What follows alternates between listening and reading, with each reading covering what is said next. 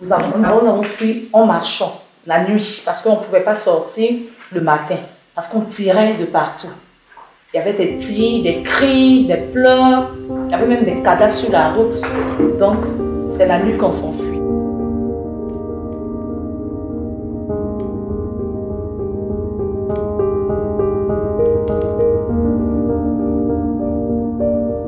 Nous sommes des réfugiés, nous sommes là.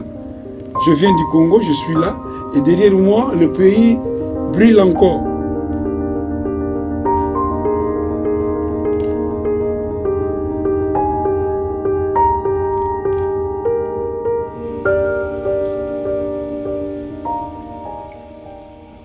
À l'heure actuelle, il y a 60 millions de personnes par le monde sont déplacées. En ce sens qu'il y a 15 millions sont des réfugiés, 34 millions sont des déplacés à l'intérieur de leur propre pays. Ils ont fui leur domicile sous les bombes ou par peur de persécution, mais sont à l'intérieur des frontières du pays. Et puis encore 11 millions de demandeurs d'asile dont la demande de réfugiés n'a pas encore été décidée. C'est un chiffre record depuis la Deuxième Guerre mondiale qui s'explique par la multiplication des conflits au fil de ces dernières années et des conflits qui n'ont toujours pas trouvé de solution politique. Simplement dit, un réfugié est une personne qui ne peut pas retourner chez elle de crainte de persécution ou de crainte d'un conflit armé. C'est donc une personne qui a fui son pays et qui a perdu la protection nationale de ce pays et qui a donc besoin de protection internationale qui, elle, est donnée à travers les conventions internationales sur les réfugiés. Le Maroc, par sa position stratégique, est devenu non seulement un pays de transit, mais aussi une terre d'accueil pour les migrants et les demandeurs d'asile. En 2013, le rapport du Conseil national des droits de l'homme avait recommandé d'élaborer un plan d'action pour améliorer les conditions de vie des migrants et réfugiés au Maroc. Suite aux orientations de Sa Majesté le roi Mohamed VI, le gouvernement marocain a mis en place une politique globale en matière d'immigration et d'asile avec un plan opérationnel. Cette politique prévoit également la mise à jour du cadre législatif de la migration, de l'asile et de la traite des personnes. C'est ainsi que la stratégie nationale d'immigration et d'asile, pilotée par le ministère chargé des Marocains résidant à l'étranger et des affaires de la migration, vise à assurer une meilleure intégration des immigrés et une meilleure gestion des flux migratoires dans le cadre d'une politique cohérente, globale, humaniste et responsable.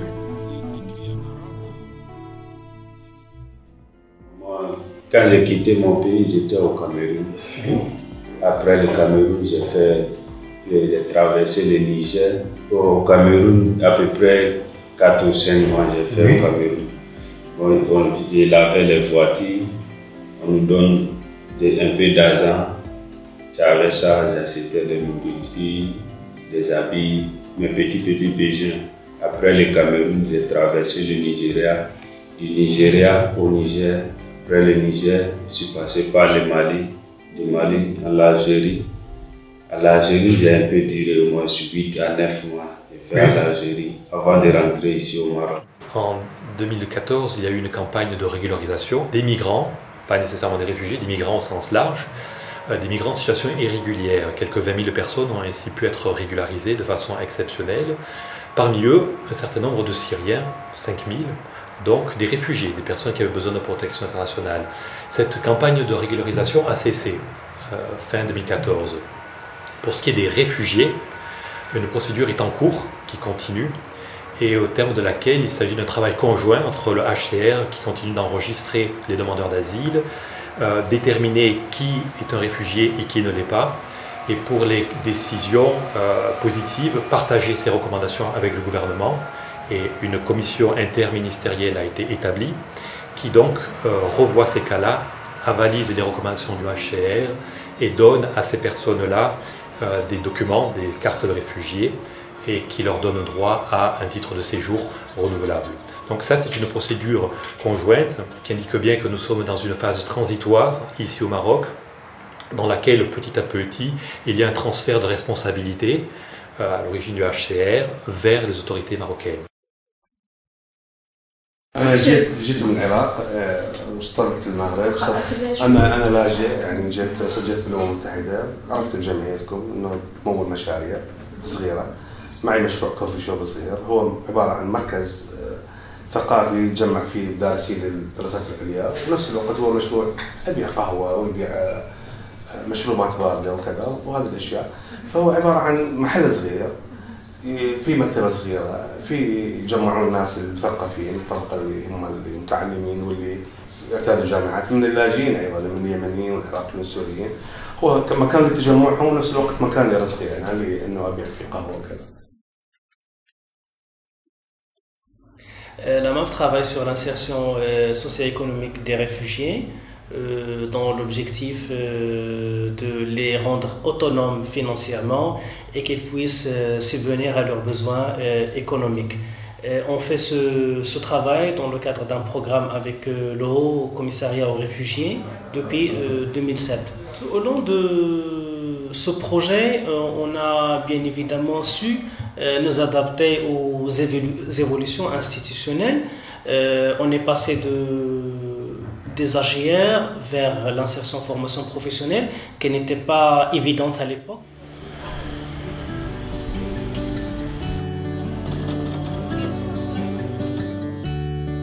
طبعا هنا بدينا في 2012 نقرا كل شيء مزيان والمنحات توصل مزيان، الى حد الان تقريبا المنحات توصل ولكن تتعطل بشكل كبير.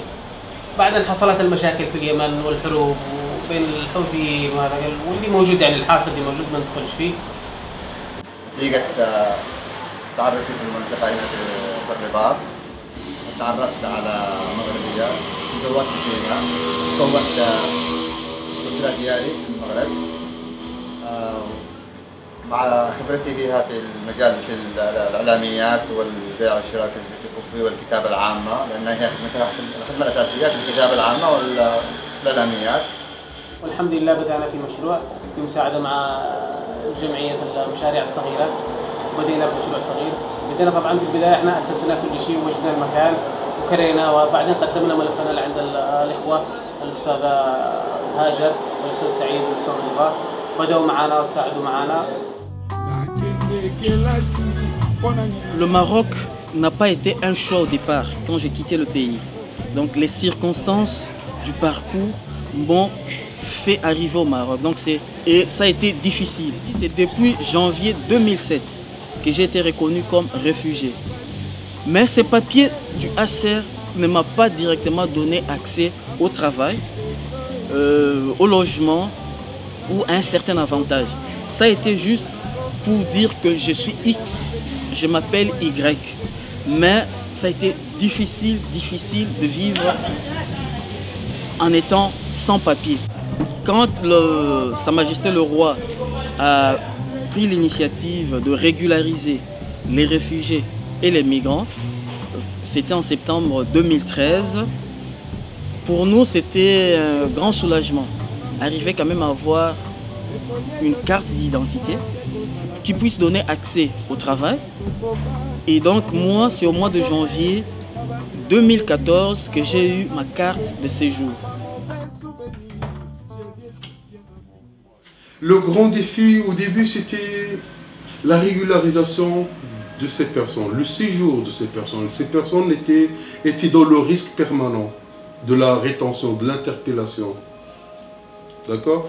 Y compris que des fois, les autorités, à titre individuel, je ne sais pas, détruisent leurs documents en 2006, en 2007. Aujourd'hui, ce n'est plus le cas.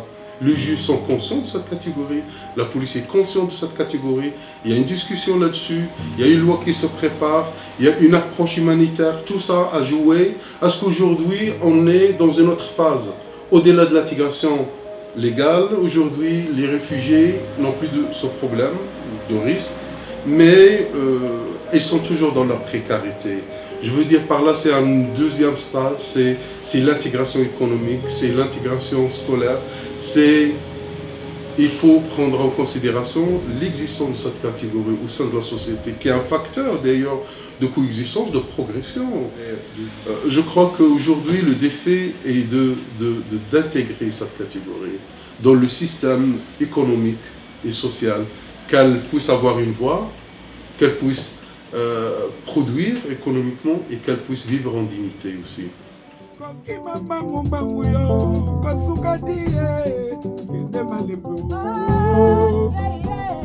Je joue parfois avec des musiciens marocains. On a aussi un moment où on fait une fusion entre nous, les Marocains et nous. On partage les deux cultures de la République démocratique du Congo et du Maroc et de celles de ses amis qui sont avec nous, des Ivoiriens, des Brazzavillois.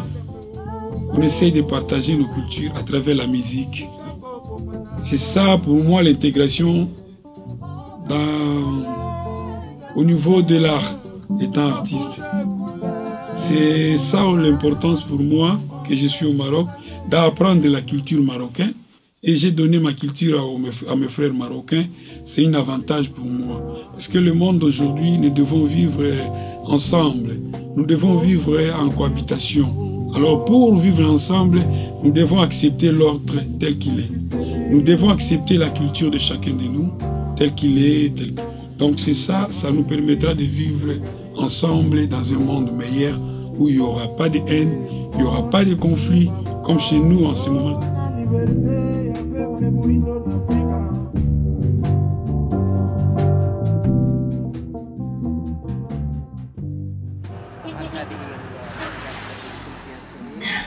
خرجت من سوريا بعد معاناة 3 سنوات من الحرب وقصف بيتي منزلي وكانت حرب دائرة في المكان اللي تواجدت فيه واضطررنا للخروج من سوريا إلى لبنان بسنة 2014. عندي بنتين آية وزهرة.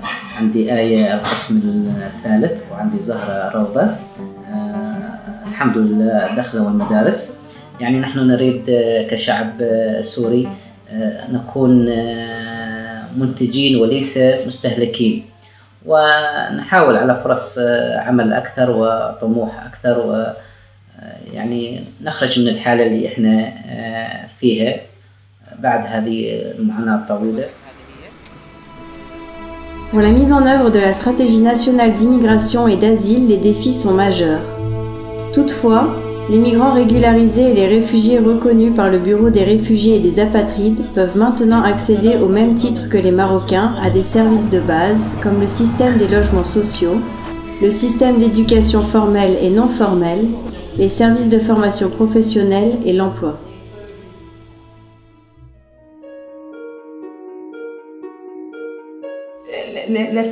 Les femmes réfugiées ici vraiment vivent une situation vraiment très pénible. La plupart des enfants ici sont beaucoup traumatisés. Parce que d'abord, ils sortent de leur pays en fuyant la guerre. Et quand ils viennent ici, ils vivent en autarcie. Ils sont fermés à l'intérieur, dans une bulle là. Donc on essaie de leur apporter, en tant qu'une mère aussi, on essaie de leur apporter l'amour, l'affection. Je suis la seule qui travaille actuellement, je suis la seule. Mon mari ne travaille pas, il se débrouille. Comme tout homme se débrouille, mais il ne travaille pas, je suis la seule. Donc, parce que l'homme, pour avoir du travail, c'est plus dur que la femme. La femme peut faire le ménage dans un coin. Parce que vu que les femmes, elles peuvent rentrer facilement chez... Parce qu'au Maroc, ici, c'est un pays musulman.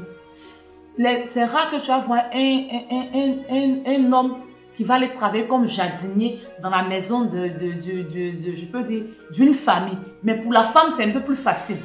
C'est ce qui doit se mettre dans la tête. La femme, c'est plus facile pour elle de travailler, de faire des choses.